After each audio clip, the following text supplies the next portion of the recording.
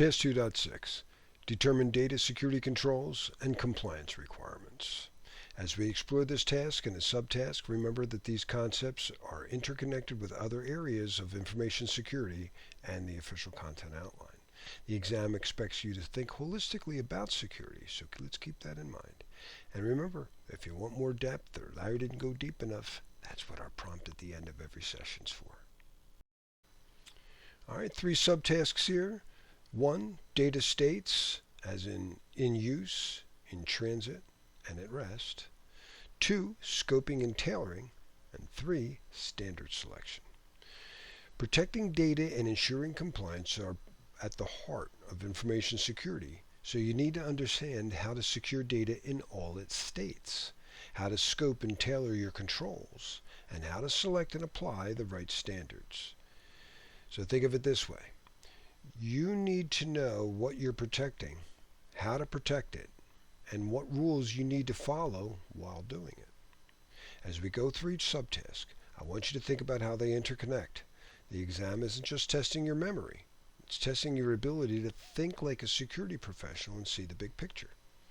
Remember, in the real world and in the exam, there's rarely a one-size-fits-all answer. It's about understanding the principles and applying them to different scenarios. Subtask 2.6.1, Data States.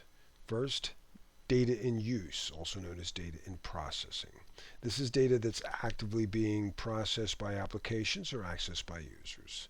In the exam, know that protecting this data might involve things like access controls, memory protection, and secure computational methods. 2, data in transit while it's on the network.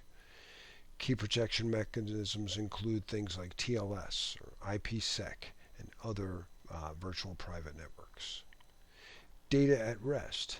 This is when data is stored on a disk or some other media. Protection mechanisms include data encryption at rest, access controls, and secure backup and recovery processes. Now here's an exam tip. They love scenario-based questions. You might get a question like, a company is implementing a new cloud-based CRM system. Which data state requires the most attention for ensuring GDPR compliance? Think about the life cycle of the data and where it might be most vulnerable. Remember, these states aren't isolated. Data is constantly on the move between these states, and your security controls need to cover all bases. The exam wants you to see that understanding this holistic approach to data protection. Subtask 2.6.2, Scoping and Tailoring.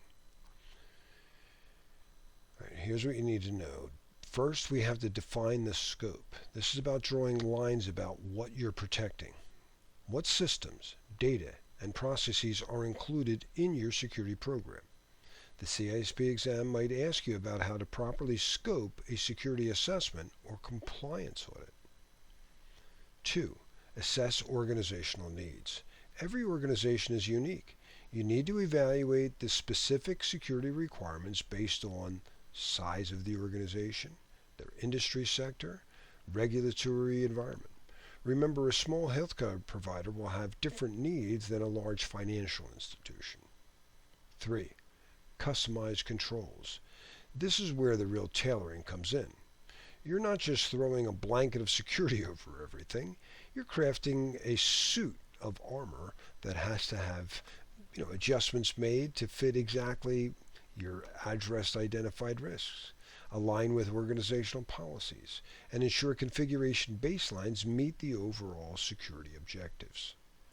Prioritize resources. You can't protect everything equally all the time. The exam wants you to see that you need to focus on critical assets, allocate resources to the highest risk areas, and balance security with operational needs. 5, continuous adjustment. Security isn't a set it and forget it. You need to regularly review the scope of your controls, adapt to changes in the organization and threat landscape, and stay on top of the evolving regulatory requirements. And here's a CISSP exam tip. They might give you a scenario about a company expanding into a new market or adopting a new technology. They'll want you to see how you'd scope and tailor the security controls for this change. And remember, Scoping and tailoring is about being efficient and effective with your security measures. It's not about having the most controls, but about having the right controls in the right places. Subtask 2.6.3, Standards Selection. This is where the rubber meets the road in terms of compliance and best practices. The exam wants to make sure you can navigate the alphabet soup of standards and regulations out there. Here's what you need to know. Identify relevant standards. This is about knowing which standards apply to your organization. We're talking about standards like ISO 27001. Regulatory standards like GDPR, HIPAA, or PCI DSS.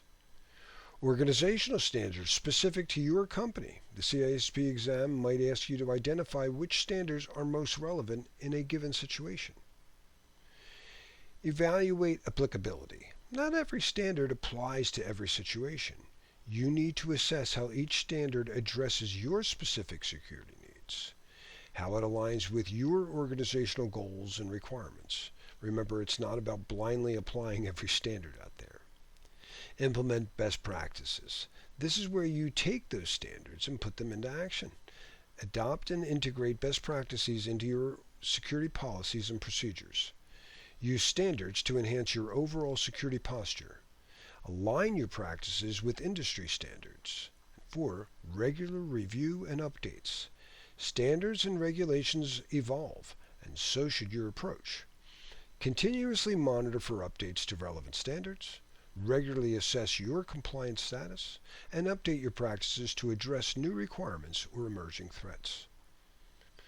Remember, standard selection isn't just about checking boxes for compliance. It's about leveraging these standards to create a robust, effective security program that protects your organization and meets regulatory requirements. All right, let's recap and summarize what we learned about 2.6. Key takeaways.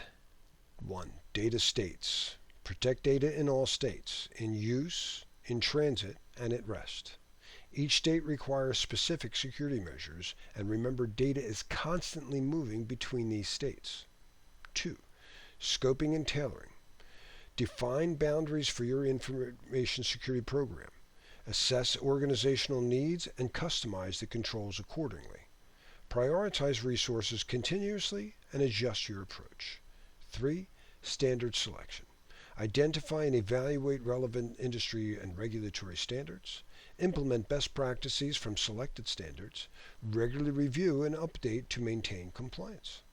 Remember, these subtasks are interconnected. The exam wants to see that you can think holistically about security. You'll need to understand how to protect data in all states, tailor your controls to your specific organizational needs, and align with relevant standards and regulations. As I wrap up, I emphasize that while we're covering the essentials, there's always more to explore, and that's why our AI buddies on the next slide are going to help us get a little bit better. Larry didn't go deep enough. So again, please play with the prompt. Get in there, and especially tweak option 5 at the bottom, and get a deep dive in anything you feel you need to go deeper on.